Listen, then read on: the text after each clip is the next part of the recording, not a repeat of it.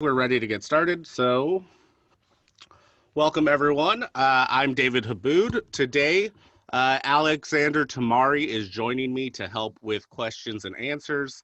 He will be helping initiate some polling questions later today as well. If you have any questions, please put them in the question and answer section and not in the chat section.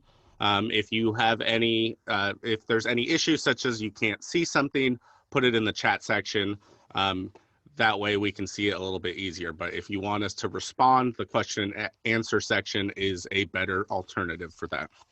So today we're going to discuss some of the features in Altium Designer 20 that are a little bit more difficult to discover on your own. So if you have seen my last webinar on the key features of Altium Designer 20, you've seen a lot of the changes we have made. Specifically, the changes to routing over that have been a long-term investment over the last 5 years, but there are a lot of little things that you wouldn't normally find without some guidance. So today we're going to talk a little bit about that. We're going to start off with our first poll today about efficiency. So Alex.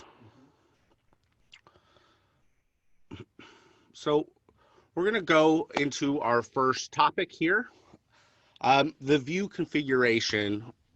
In Altium Designer 20, you are able to now add permanent layers. This is going to help you when you have, for example, a reference layer that you need to constantly be addressing.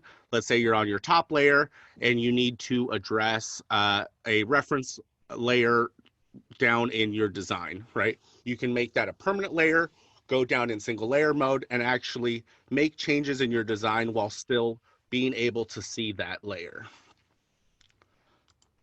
Coming down through, when you have unused pads and vias in your design, previously you had to both remove the unused vias, and then later when you needed to restore them, those were two separate items, right? So people were going back and forth. You would have to go in there. You would have to go to the tool section, remove them. Now you are able to both update pads that are in use and remove the ones that are no longer in use. And that all happens in one move. As well, we have added a new scope, which allows you to look at both the vias and pads. This is something that's a huge improvement as well. We've been working with Symbior over the last couple of years with the simulation of impedance. Now you can do asymmetric stripline impedance calculations. This is a really cool addition. On the 30th of this month in January, Vince Mazer will have a full webinar solely dedicated to impedance calculation of transmission lines. So if you are more interested in that, I highly recommend you go to that webinar. But for now, we're just talking here specifically about asymmetric stripline impedance. This is something that's unique to Altium Designer, being able to calculate with different dielectric thicknesses, and it's something that you could only do in Altium Designer. And you could see that you could do it for both single differential and both single and differential coplanar calculations as well. The next thing we're going to talk about, we talked a little bit in the webinar invitation about improving your documentation. So throughout the years, you've been able to create device sheets, and you've been able to create ports in hierarchical designs and navigate through them while you're inside Altium Designer. So we wanted to add this ability within an output itself. So now when you create a smart PDF, you're actually able to click through the sheet entries and the symbols and the ports to navigate through the design. And you can see here in this simple picture, we're going to navigate through one later, but you can click through and navigate from one sheet entry through into the necessary schematic. this is a really great improvement that I'm pretty excited about. When you need just Altium Designer to view files, previously you had to go get a viewer license. You would have to get it updated every 6 months. It was a whole process. You usually had a separate installation. You no longer have to do any of that. If you have your Altium Live credentials, all you need to do is have Altium Live. You sign in from your regular Altium Designer installation, and it automatically recognizes that you're not using an active license, and you can acquire an Altium Designer viewer license. So let's say you do not have an Altium Live account already. You just have a license file. You would talk to your admin for your company, your organization. They would create some Altium Live credentials for you, and then you would be able to sign in and get a viewer license for yourself. And there are a lot of added benefits to having Altium Live credentials. You could go on the forums and communicate with the community and learn more through there. I see some questions already coming in the Q&A. That's good. Okay, so from here we're going to talk about calculating polygon pore area. So when you have a polygon, it's really important to optimize the overall balance of your copper across any layer, right? So now that you're able to see the precise area of your design, you're also able to generate a report of it. Once you have the report, you see the percentage of the copper pore over the whole design itself. On top of this, it's also important to see the area of your components in relation to your overall board. So now in the properties panel, when you're looking at your PCB itself, you're able to see the entire board area and the component area of each individual item. When you are looking at a component itself, if you are using the component layer type, right, and we'll go over that in a little bit. In the demonstration, I will show you how to make a component layer if you don't already know how to make that. But it will take the area of the component layer and it will calculate that in your design. And with that, it will take the board area, it will double that board area and take the relationship of the component area and give you the board component density. And based on that density, you see if you can have a single layer board, if you have a high density board, you can know a little bit more information about your board. And you see here, this design is pretty dense. It's got 37% density, the mini PC design right here. And that's a reference design that is included with Altium Designer 20. So you can open it up yourself and check it out. So this is another unique situation that a lot of people run across. When you have a component with a unique footprint, once again, the Courtyard comes into play here. In Altium Designer 19, the Courtyard here of the boundary of these two components when selected would create a DRC error, right? Because they would, in theory, be touching. In Altium Designer 20, we have improved how the component boundary is created. It no longer goes to the greatest area of the component. So it makes a better dynamic shape around the component selection. And if you have accurately defined a courtyard, as you see in the last picture, it will take the shape of the courtyard and give you the most accurate shape for selection. Simple net assignment. So when you have a copper pore, for example, it could be really difficult to assign a net to it. If you have hundreds of different nets, thousands of different nets, scrolling through all those nets to find the appropriate net can be an extreme challenge. So to make that really simple, what we've done is add a simple click button. You click it and you go onto your board and you can see the little crosshair. It's a little difficult to see, but it's green, and you simply click on the net and it assigns that net to the copper region. And this will work for any net primitive. So if you need to change the net of any item on your board, it will work. But in this example, we're working with a polygon port because it's really easy to see. And if you saw my previous webinar on Altium Designer 20, you see that in the properties panel, we have improved the polygon actions. In the properties panel, you can see at the top right corner, there are things such as the repour, the shelve, and different actions, right, in regards to the polygon itself. So this is another change that people have been requesting for a long time. We have made slight modifications over the years to this, but now you can do this in both alignment and justification, right? So you can do left, center, right, and you can do top, middle, bottom for this type of, for all types of strings.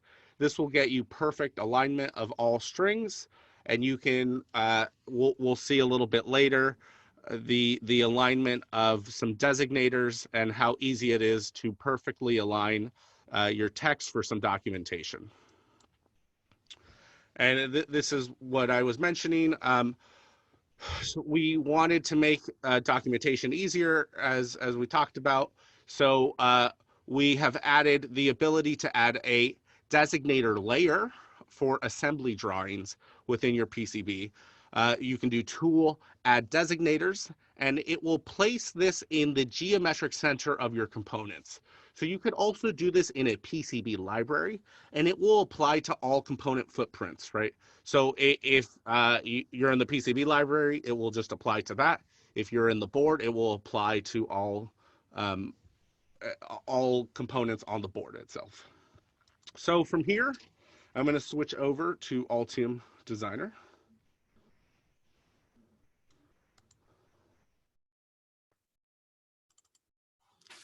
Okay, can everyone see Altium Designer? Just raise your hand real quick, pop it up and down. Okay, I see it. Okay, so we're gonna start off with the first area. We talked about the viewer license. So I'm here in the license management option. You could see I am currently using a valid license, but I have down here a get viewer license option. So I'm going to click get viewer license, and it says, actually, to make it even more, I'm going to release, right? And I'm going to do create license. And you see here, now I have a valid user license that I can, or a valid viewer license that I can use. And that's just for me to use at any time. And I can now use my installation whenever I need to, right? So if you have a limitation on the number of licenses you have, and sometimes you just need to view some files, you can use your regular installation and just use your viewer license when need be, and then switch over whenever you need to use your active license. So there you go. And I switched over to my viewer license. Coming over to an actual design, we see the mini PC project. We talked about the smart PDF. So you go to File, Smart PDF, and a wizard will come through to actually generate this smart PDF. We're not going to run through it right now. We're just going to let it go through. And it looks like I had the PDF open earlier, but it looks like it closed on me in my preparation. So I'm going to open it up on the side here. And as I mentioned earlier, we wanted to be able to navigate through, right? So when you are in the design itself, you can use the ports you can do control click, and you could click on a port and it will bring you to another schematic sheet over here. And you can do that through, so this is a port itself, and the ports will bring you through to each other. You can do sheet entries, right? These are sheet entries, and they will allow you to come through. So this is a port on this side, right? And when I come through the other side, it's a sheet entry. Or I can click on the sheet itself, and it will allow me to come through and open that up. So is this, I'm looking over here to try and open the PDF.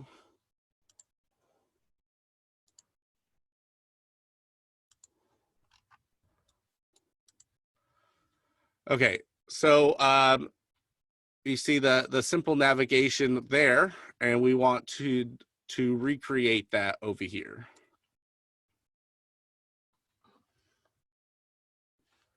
Seems I click the PDF, but it doesn't seem to be opening.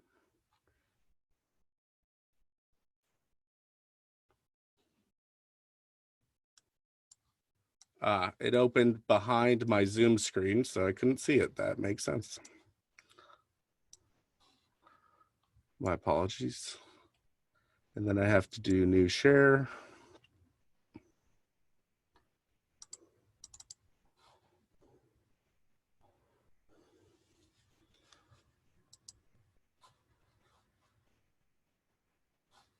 Okay.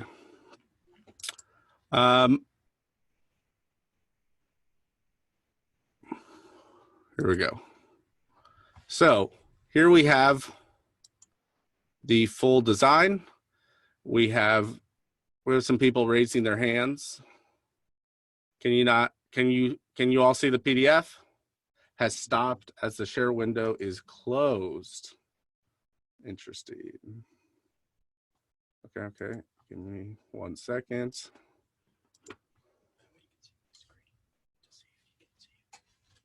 Okay, let's see if I share mini PC PDF. Is that good? Okay, perfect. So here we have it.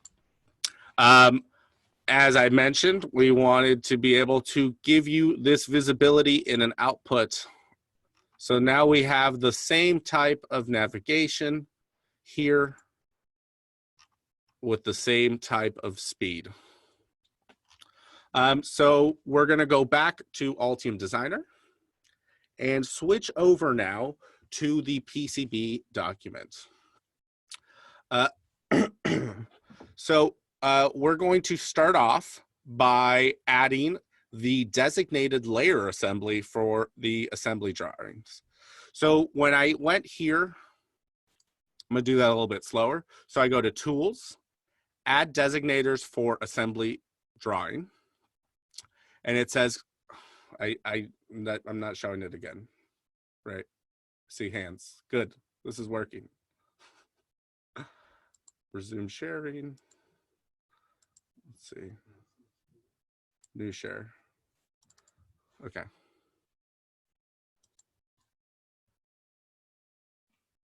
That's good. You guys are responsive. That means you're paying attention.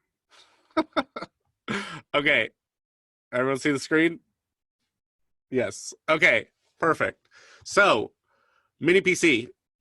We have it up. We come over to Tools. Add Designators for Assembly Drawing. And it shows us here that we have no mechanical layer for these assembly drawings. So it asked me, would I like to add the mechanical layer? So yes, I would. And it will build out this new layer for us, and it will add the designator on this layer. But what you will notice here is it's a little bit large. A lot of these designators, I don't want them quite this large. So I'm going to select one of them and right click, find similar objects. And I will do same type and click apply just so you can see it work.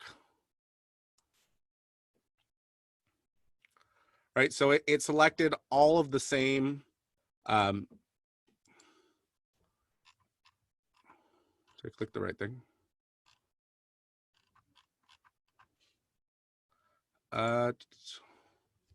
This mic's like right in my face.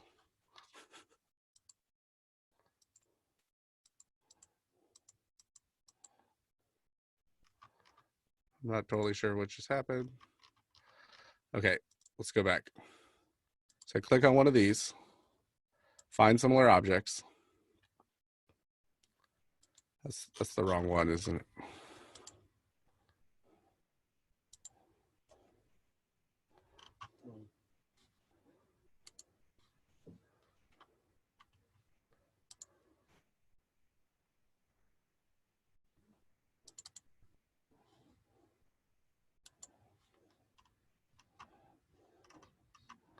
There we go. I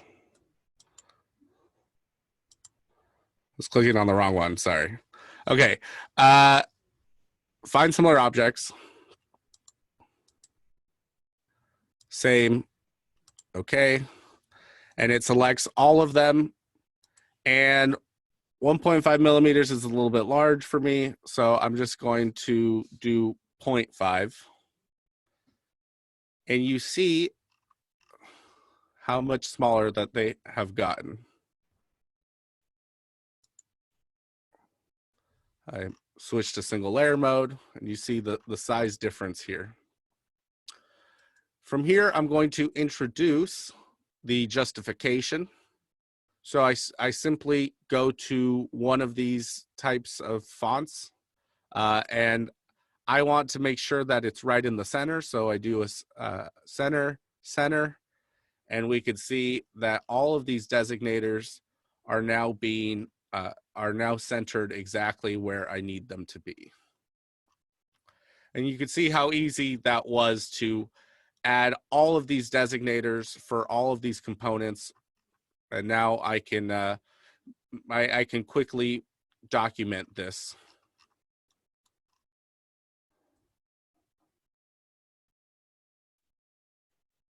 Okay. Now we're going to come over here, and we're going to place two components. I'm going to do it on the side here, since this is a pretty dense board, just to show this rather quickly. So if we have these two together, technically right here, we would have a DRC error, right? What I'm going to do now is I'm going to right click in the components panel and edit this. What I can do now is go into the component. I'm going to switch this from the top overlay layer, and coming back into the view configuration, you can see here the component layers pair, right? That's one of the type of layer types. So you add a component layer pair, and you add a courtyard.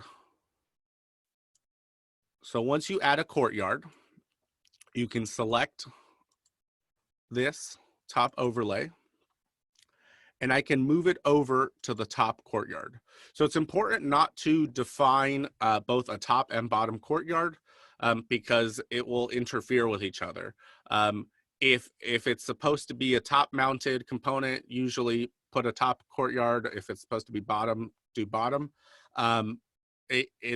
You shouldn't be defining both courtyards. It's something that a lot of people make mistakes with initially. So now that I have updated that, I can save it, and I do tools, update PCB with current footprint. And when I switch back,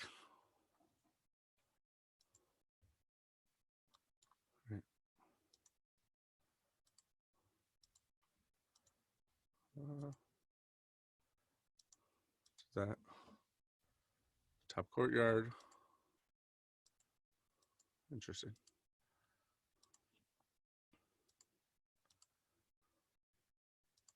So this is the top courtyard. To do update PCB with current footprint. Okay, yeah. So here you go. You see here when I click on the component itself, now it is selecting them with courtyards, and we would no longer have DRC errors. And you could see how that is perfectly selected. So if you have a component with a very unique shape, you simply define the courtyard perfectly as need be, and you can make sure that you don't have any issues. From there, I want to highlight that in the properties panel, you could actually see the component area, right? And that is defined from the area of the courtyard. So if I undo the changes, you see that it now uses the area of the boundary. So it's really important to be specific and to use the courtyard system to get the most accurate representation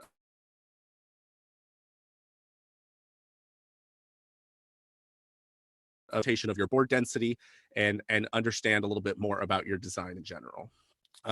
If you don't want to use that item in your design for board density, all you have to do is put 0, and it will no longer calculate that into the overall design. For example, you know, if you have like this design has a big heat sink in the middle. If we wanted to not take into account the area of this fan, we could make that 0, and it will change, right, the board density of this whole design. So looking at just the board by itself, without anything selected, you get the full information of the board. You get the area of the board and the component area. So the component area is including the top and bottom layer, while the board area is just, you know, the board outline area. So when it takes account into the density, it's going to take into account twice the area divided by the components area. So that then you will get the density. Otherwise, you wouldn't be able to do that since there's a top and bottom side. From here, we're going to look at the polygon pores. So you go Tools, Polygon Pores, Polygon Manager. And so here. So when you have all of these polygons, you can see them here. I'm going to unshelve these polygons.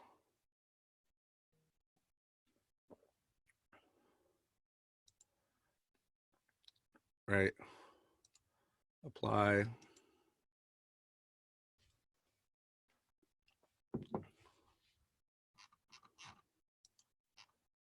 And you saw initially the right now it's going to pour all those polygons down, and we're going to get a accurate representation of the polygon area once it is poured.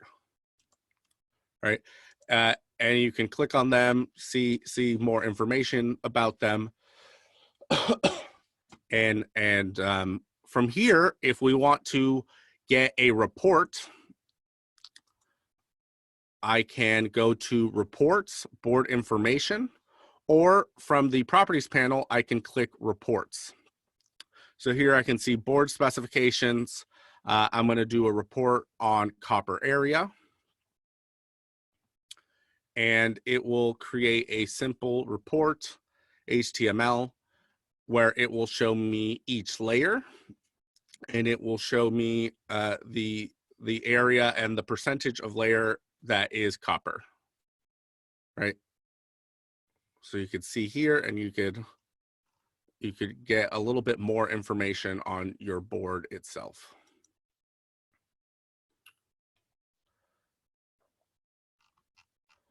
So coming back down, I'm actually going to shelve these. We're coming here to a via. This via has pads all the way down through, right? So in order to fully optimize copper pores throughout my design, and I don't want them to be perforated by random pads that are unnecessary, I would use the tools remove unused pad shapes feature, right? Like I mentioned before, I would have to remove them, and then if I needed to use them later, I'd have to restore unused and go back and forth. Now you're able to use the update unused feature.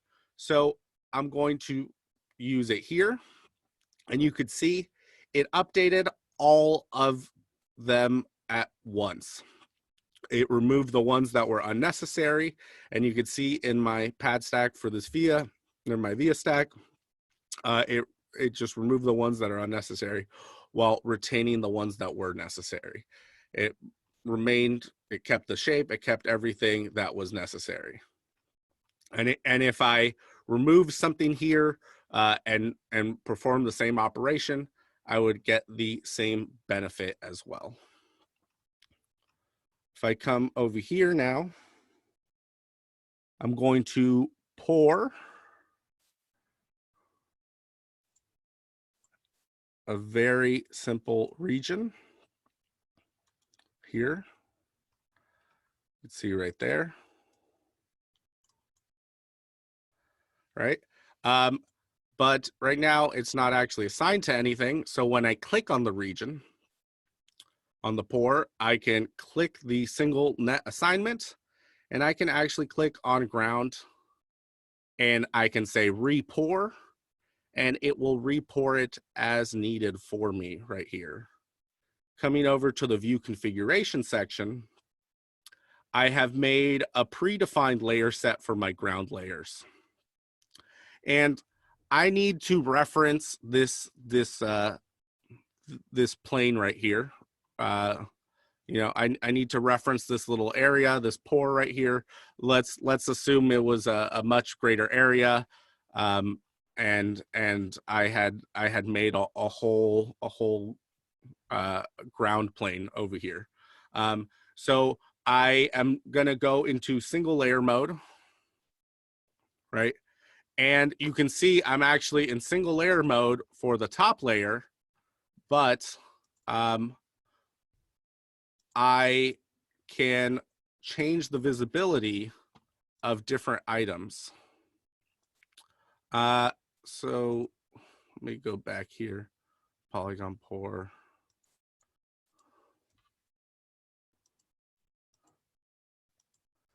So we can see the different regions in play while we are working with the different layers.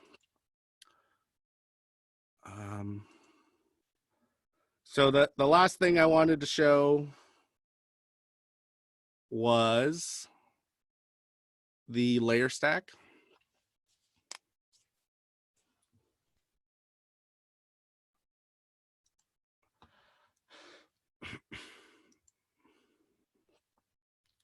Okay, so we are in the layer stack. We are in the impedance profile section. Okay. Once you're in the impedance profile section, you are able to define an impedance profile and define right here the different references between the different layers. And you can see here I have different materials in between the layers. So if I actually click on the top layer,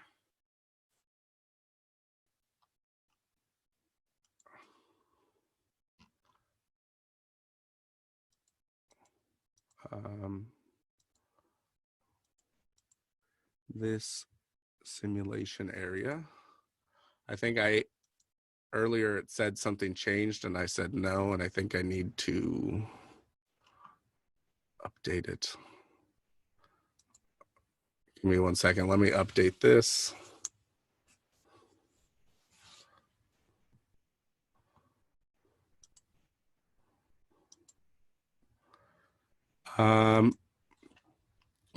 When you have these different regions, in this area, there is the simulation with the Symbior engine. So this is where we work with the company Symbian for our impedance calculation. As I mentioned earlier, I'm just going to close this. There are different methods we have for impedance calculations. You can do impedance calculations for single and differential lines. You can do impedance calculation also for coplanar reference planes. And let me just open up the layer stack manager again.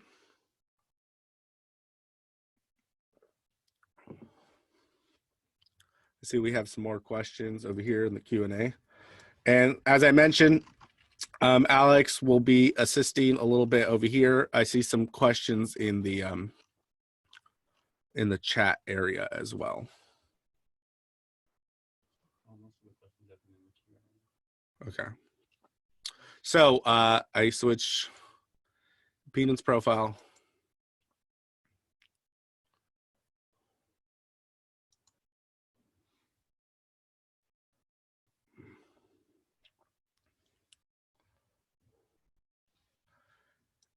And for some reason, this is not showing up on my screen. Very interesting. Well, the graphic isn't showing up, but you can see here you have all of the simulation information. The graphic is just showing you I showed it in the picture earlier, the top level plus the thicknesses of the dielectrics. But you can see here you have the width of the trace, W1 and W2, and you have the impedance, deviation, delay, inductance, and capacitance. The fact that it's asymmetric is very unique to Altium Designer. You can have different dielectric constants, which is also unique, and different thicknesses, which if you tried that, in Altium Designer 19, you can put two different layers that were the same dielectric constant, and it would just basically assume it was one thick layer. But now you can put different materials, different thicknesses, and different dielectric constants, which really helps you with the overall simulation, and it allows you to do things that you can't do in other tools. So from there, I'm going to switch back to the PowerPoint. Altium Designer is available now. If you're on subscription, all you have to do is install it, get the download at altium.com/downloads. The release notes are available on our documentation page. So go ahead and get that. You can learn a little bit more about some of these features. If you have any questions, now we're going to open it up.